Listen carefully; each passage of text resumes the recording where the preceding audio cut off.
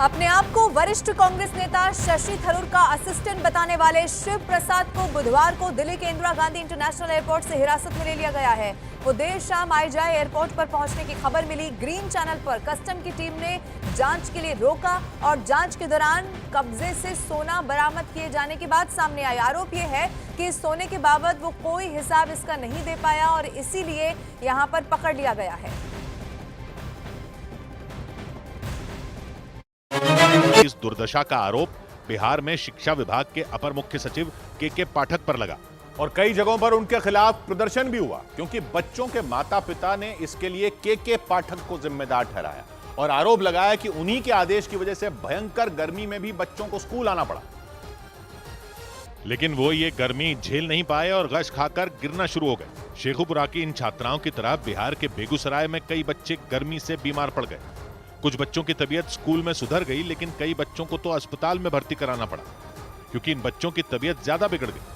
ये बच्चे लाइन से अस्पताल में लेटे दिखे। इनकी हालत देखकर डॉक्टर, अध्यापक और माता पिता सब परेशान दिखे। एक तरफ इन बच्चों को ग्लूकोज चढ़ाया गया और दूसरी ओर लगातार उनके चेहरे पर पानी फेंका गया। जिस स्कूल के ये बच्चे थे, उसके प्रिंसिपल ने खुद बोला कि वो सरकारी आदेश के आगे मजबूर हैं और इसीलिए उन्हें इस खौलती गर्मी में बच्चों को स्कूल बुलाना पड़ा। तुगलकी फरमान पर हम लोग विवश हैं। अंतिम में हम मध्याह्न भोजन कराकर अभी छुट्टी दे दिए हैं। यानी 45 के पार जा चुके पारे में कई स्कूलों के अध्यापक और प्रिंसिपल भी स्कूल खोलने के फैसले के खिलाफ हैं।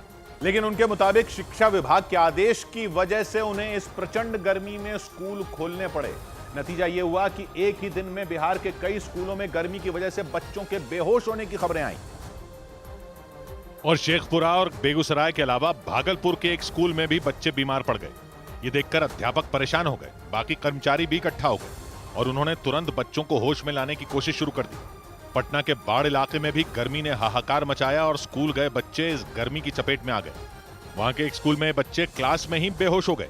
यानी एक के बाद एक बिहार के कई स्कूलों में हीट वेव और गर्मी ने हड़कंप मचा दिया और इसके लिए बिहार में शिक्षा विभाग के अपर मुख्य सचिव के पाठक को जिम्मेदार ठहराया गया। शेखपुरा में तो बच्चों के माता पिता उन पर इतना भड़के कि सड़कों पर उतर आए। यानी अध्यापक हो या बच्चों के माता पिता, के पाठक पर सबका गुस्सा निकला। और स्कूलों में बच्चों के बेहोश होने की घटना के बाद तो विपक्ष ने भी के पाठक पर हमला तेज कर दिया।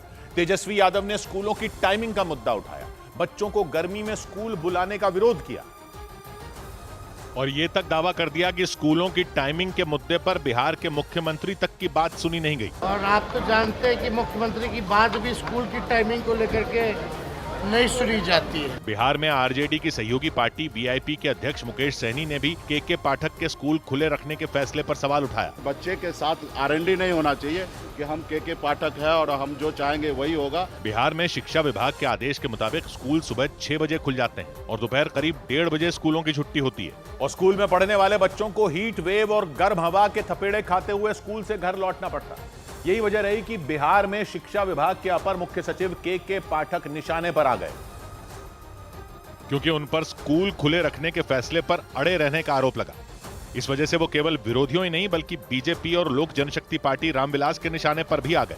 बीजेपी नेता नवल किशोर यादव तो के पाठक पर भड़क ही गए। असल में के पाठक मानसिक रूप से डिरेल्ड हैं, पागल हो गए हैं। चिराग ने भी इस मामले में अधिकारियों पर सख्ती की मांग की। अगर छुट्टी की घोषणा करनी पड़े वो भी करनी चाहिए और जो अधिकारी इसमें बाधा है उस पर भी कार्रवाई होनी चाहिए। यानी बिहार में शिक्षा विभाग के अपर मुख्य सचिव के पाठक के अड़ियल रुख के मुद्दे पर विपक्ष और सत्ता पक्ष में शामिल कई पार्टियां एक साथ खड़ी दिखी, क्योंकि चुनाव की वजह से बिहार में आचार संहिता लगी हुई है और कहा जा रहा है कि इसी वजह से बिहार सरकार स्कूलों की टाइमिंग से जुड़े शिक्षा विभाग के फैसले को नहीं बदल पाई और इस मामले में कोई भी कड़ी कार्रवाई 4 जून तक टाल दी गई।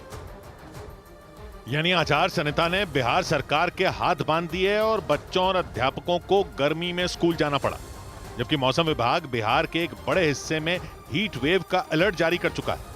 बिहार, झारखंड और उड़ीसा के लिए भी heat wave to severe heat wave 2 दिनों के लिए। भीषण गर्मी के बीच देश भर से आग की कई घटनाओं की खौफनाक तस्वीरें सामने आई हैं। बिहार की राजधानी पटना में एक अपार्टमेंट की 9वीं मंजिल पर आग लग गई और जिसे दमकल की 9 गाड़ियों ने मौके पर पहुंचकर बुझा लिया। तो वहीं उत्तर प्रदेश के अलीगढ़ से भी तस्वीर सामने आई है। एक प्लांट में आग लग गई, जिससे दमकल की टीम ने मौके पर पहुंचकर उस आग को बुझा लिया। उधर लखनऊ में भी एक गोदाम में भीषण आग लग गई। जम्मू कश्मीर के उधमपुर में रथैन गांव में भी एक स्क्रैप यार्ड में भीषण आग लग गई। उत्तर प्रदेश के गाजियाबाद में भी एक जनरेटर सेट में आग लग गई, जिसे मौके पर पहुंचकर दमकल की टीम ने बुझा लिया।